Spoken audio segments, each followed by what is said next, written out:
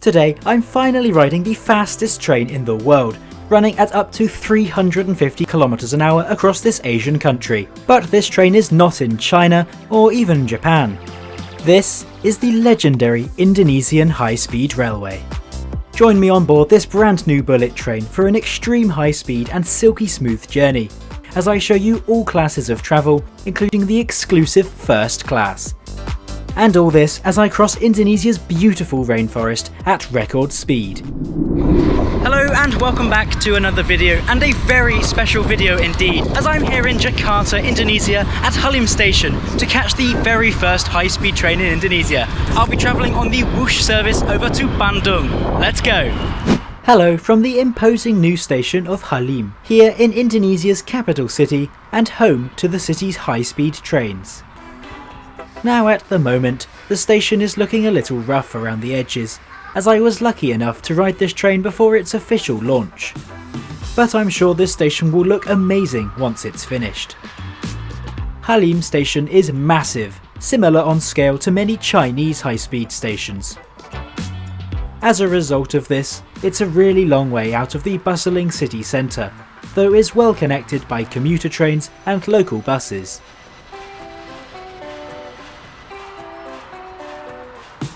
Just inside the entrance, you can find a small exhibit about the Indonesian high-speed railway, its route, and the massive impact it has had on connecting cities. The lower level also featured a few food outlets, though these weren't in use yet.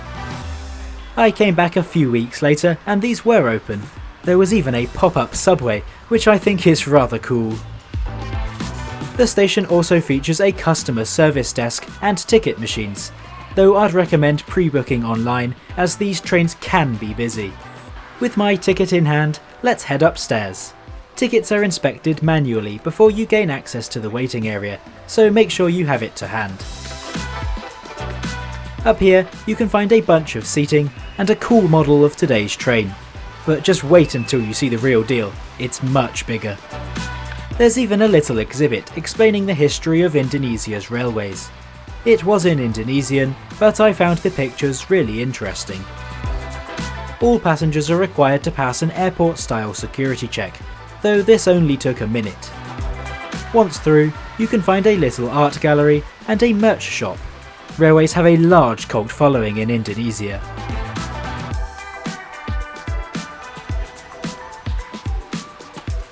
Anyway, enough of the station, let's head up to see this exciting new high-speed train. My train today is G1137, the 1535 service to Tegalluar. At the time of filming, just 4 of these trial services operated each day, with frequency slowly ramping up as demand increases. It's now an impressive 24 trains per day. And here it is, my high-speed ride down to Bandung today. As you can see, this train has certainly attracted a lot of attention, with everyone desperate to have a photo taken with it, including me. This striking red train looks incredible in photos, but believe me, being stood next to this streamlined nose was even more exciting in person, and I really like this polygonal design throughout. This train is a KCIC 400AF, part of the Chinese Fuxing Hao family, built at CRRC Qingdao Xifang. It's no doubt a familiar sight for those with experience travelling on China's expansive rail network. As the name implies, it's capable of a mind-blowing 400 kilometers an hour, though only reaches 350 kilometers an hour in service. Still the world's fastest train by a comfortable margin. I'll be checking out all classes on today's trip, but my seat is in Premium Economy, which is the lowest class of service. Premium Economy is in a 2+3 seating layout, with all seats rotated to face forwards. I did have a seat reservation, but as this service was quite empty, it didn't really matter.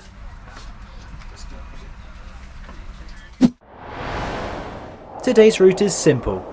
We depart from Jakarta, run through the rainforest, and before we know it arrive in Bandung.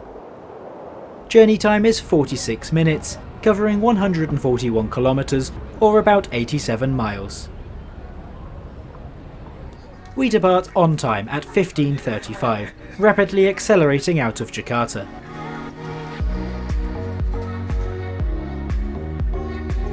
Down below, we can see the motorway that goes to Bandung.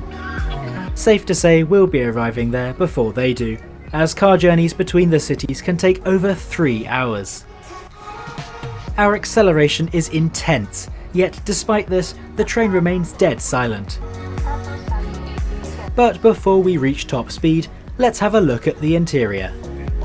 Seats on the train look great, with a batik Megamendung motif, this being a traditional cloth pattern from the nearby major city of Cirebon. The comfort of these seats really surprised me, as they were actually well padded and had some pretty decent ergonomic design. There was also a soft head cushion, which could be adjusted up and down like this. By default, these seats are bolt upright, feeling unnatural. However, using this lever, the seat reclines very far back, which was much better. Between seats, you can find adjustable armrests. And on the seat in front, there's a small seatback table. This also features a groove for a drink. Down here, there's a pouch for storing your personal items, but as it's opaque, make sure not to leave anything behind. With this 2+3 seating, these trains would probably feel a little bit cramped if this service was busy. However, the legroom on offer is fantastic, with plenty of space to stretch out. I mean, just look at all this room. And even if the seat in front reclines, there's still more than enough space. Back outside, we are soon approaching the realm of high speed as we accelerate out of Jakarta. With over 10 million residents, Jakarta is one of the world's largest cities, and as such it can take a long time to get out of it, even when you have a railway like this. We are currently running at 300 kilometers an hour, which is unquestionably an impressive speed as is, but yet there's more to come. Most European high-speed trains cap out at this speed, with only a few exceptions going a little bit faster. By the way, I really have to mention how smooth this train is. Even at its top speed, the ride was silky smooth, and you could barely even tell we were moving. I was even able to stand a £1 coin on its edge, and it stayed upright for over 10 minutes. Travelling at 350 kilometers an hour for the first time was really something special, with the scenery disappearing just as quickly as it appears. At this point, we speed through Karawang station. The station here is planned to serve the nearby industrial park, though remains closed because it was not finished in time for the rest of the line's opening. And this extra station isn't the only thing planned either, with Indonesia wishing to expand this high-speed line to cross the entirety of the country's most populated island, Java. This plan is envisaged to cut Jakarta to Surabaya journey times from a minimum of 8 hours today down to just over 3 hours. We are now a decent distance from the city of Jakarta, heading into the tropical rainforests that cover most of the route towards Bandung. But before we get there, let's take a look around the rest of the train. The majority of the train is premium economy class, with 7 of the 8 carriages featuring these seats for a total of 555. Carriage 5 features a buffet counter with a few small tables, though this was closed on my journey. Meanwhile, Carriage 4 has a wheelchair accessible toilet, though there didn't seem to be a wheelchair space. That is, except for up on this shelf, though I'm not sure how you're meant to get up there. Toilets can be found throughout the entire train. These were of course very clean and kept in great condition.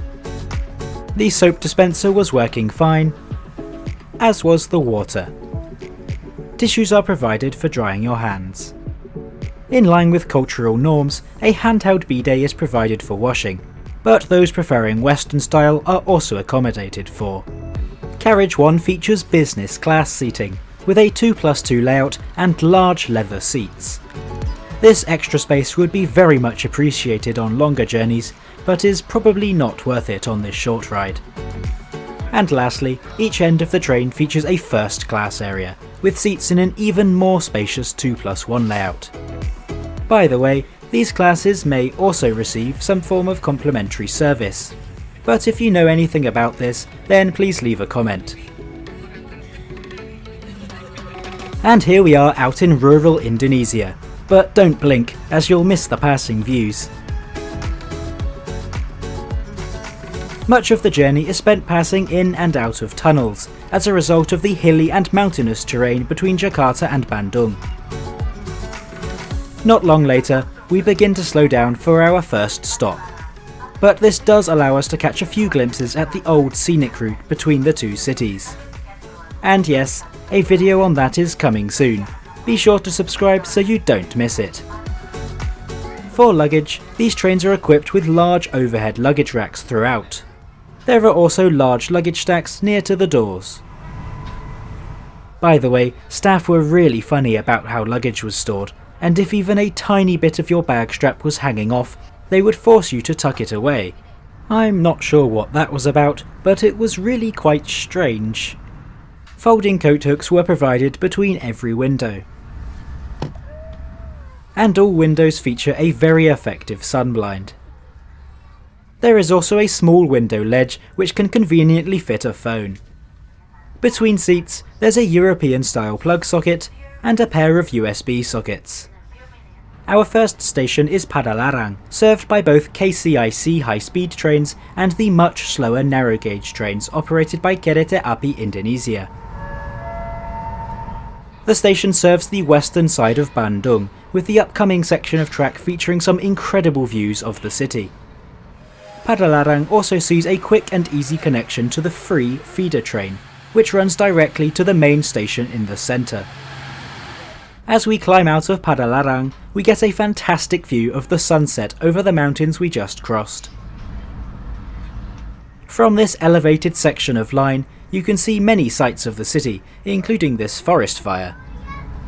Our speed here is limited to just 200 km an hour, as this helps to reduce noise levels for the high-speed line's neighbours. So, how much did this journey cost? Well, I actually travelled for free during the promotional period. A regular one-way ticket costs up to 300,000 Indonesian rupiah, with the lowest price being half of this. This might seem like a lot of money, especially with Indonesia generally being a cheap country to travel in, but it's actually a similar price to the much slower classic trains, so in comparison, this is a really good deal. After a brisk ride across the country, we pull into Tegalluar after just 46 minutes at 16:21.